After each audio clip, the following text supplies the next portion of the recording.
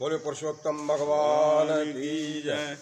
श्री नारायण उवाच ततस्तुष्टाव तम देवम श्रीकृष्णं भक्तवत्सलं बद्धांजलि पुटो भूत्वा सुदेवो गदगदाक्षरम। श्री नारायण बोले, बाद में सुदेव ब्राह्मण हाथ जोड़कर गदगद स्वर से भक्तवत्सल भगवान श्री कृष्ण की स्तुति करता हुआ, हे देव, हे देवेश, हे त्रैलोक को अभय देने वाले, हे प्रभु आपको नमस्कार, हे सर्वेश्वर आपको नमस्कार, मैं आपकी शरण में आया हूँ। हे परमेशान, हे शरणागत वत्सल, मेरी रक्षा करो, रक्षा करो। हे जगत के समस्त प्राणियों के द्वारा नमस्कार किए जाने वाले, हे शरण में आए हुए लोगों के भय का नाश करने वाले, आपको नमस्कार।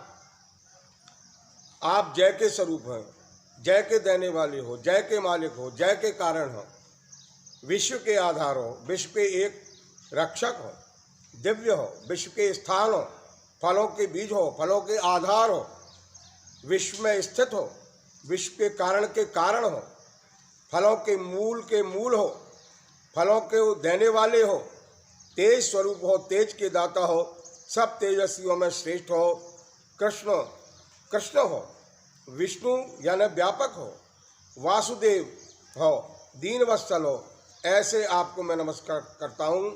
हे जगत प्रभु, आपकी स्तुति करने में ब्रह्मादि देवता भी समर्थ नहीं। हे जनार्दन, मैं तो अल्पबुद्धि वाला मंद मनुष्य हूँ, किस तरह स्तुति करने में भी मैं समर्थ नहीं। अत्यंत दुखी दीन अपने भक्त की आप कैसे उपेक्षा करते हो, त्याग करते हो। हे प्रभु, क्या आज संसार में वह आपकी लोक बंधुता नष्ट हो गई। वाल्मीकि ऋषि बोले, हे सुदेव ब्राह्मण, इस प्रकार विष्णु भगवान की स्तुति कर हरि के सामने खड़ा हो गया। हरि भगवान उसके वचन सुनकर के मेघ के समान गंभीर वचन बोले। श्री हरि बोले कि वश्य तुमने जो तप किया है वह बहुत अच्छी तरह से किया है। हे महाप्रज्ञ, हे तपोधन, क्या चाहते हो सो मुझसे कहो।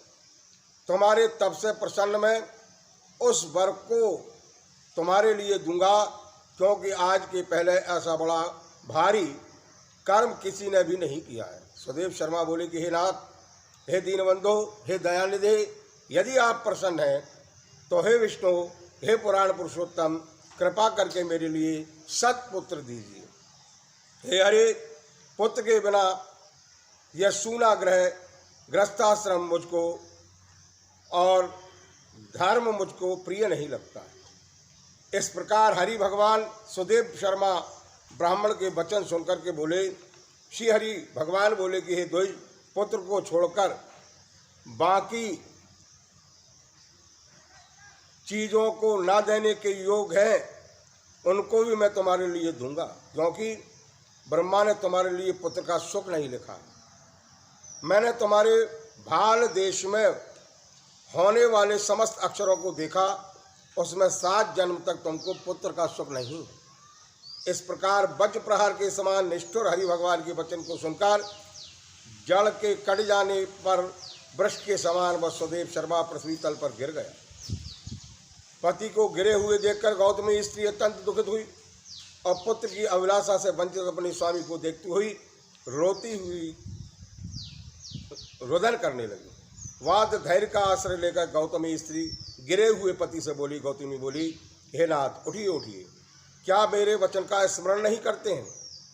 ब्रह्मा ने भाल देश में भाग में जो सुख दुख लिखा है वह मिलता है। रमानाथ क्या करेंगे, मनुष्य तो अपने किए कर्म का फल भोगता है। अभागे पुरुष का उद्योग मरणासन्न पुरुष को औषधि देने के समान निष्फल हो जाता है। जिसका भाग प्रतिकूल यानी उल्टा है, उसका किया हुआ सर्व उद्योग व्यर्थ होता है। समस्त वेदों में यज्ञ, दान, तप, सत्य, व्रत आदि की उपेक्षा हरि भगवान का सेवन श्रेष्ठ कहा है, परंतु उससे भी भाग्य फल श्रेष्ठ है। इसलिए हे भूसुर, सर्वत्र से विश्वास को हटाकर उठिए और शीघ्र दैव का ही आश्रय लीजिए। इसमें हरि का क्या काम है। इस प्रकार उस गौतमी के अत्यंत शोक से युक्त वचन को सुनकर दुख से कांपते हुए गरुड़ जी भगवान विष्णु से बोले, गरुड़ जी बोले कि हे अरे शोक रूपे समुद्र में डूबी हुई ब्राह्मणी को उसी तरह नेत्र से गिरते हुए अश्रुधारा से व्याकुल ब्राह्मण को देख करके, हे दीन बंधु, हे दया सिंधु, हे भक्तों के लिए अभयदान देने वाले, हे प्रभु, भक्तों के दुख को नहीं सहन करने वाले, आपकी आज वो दया कहाँ चली गई? अहो, आप वेद और ब्राह्मण की रक्षा करने वाले साक्षात विष्णु हैं। इस समय आपका धर्म कहाँ गया? अपने भक्त को देने के लिए 4 प्रकार की मुक्ति आपके हाथ में स्थित रहती है, वो कहाँ है? अहो, फिर भी वे आपके भक्त उत्तम भक्ति को छोड़कर चतुर्विध मुक्ति की इच्छा नहीं करते और उनके सामने अष्ट सिद्धियां दासी के समान स्थित रहती। आपके आराधन का महात्म सब जगह सुना है।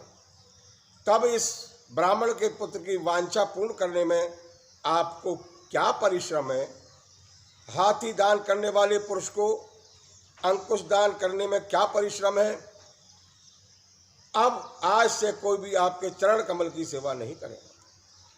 जो पुरुष के भाग में होता है वही निश्चय रूप से प्राप्त होता है। इस बात की प्रथा आज से संसार में चल पड़ी और आपकी भक्ति रसातल को चली गई, अर्थात लुप्त हो गई। हे नाथ, आप करने तथा न करने में स्वतंत्र हैं। ये आपका सामर्थ्य स्वतंत्र सर्वत्र विख्यात है।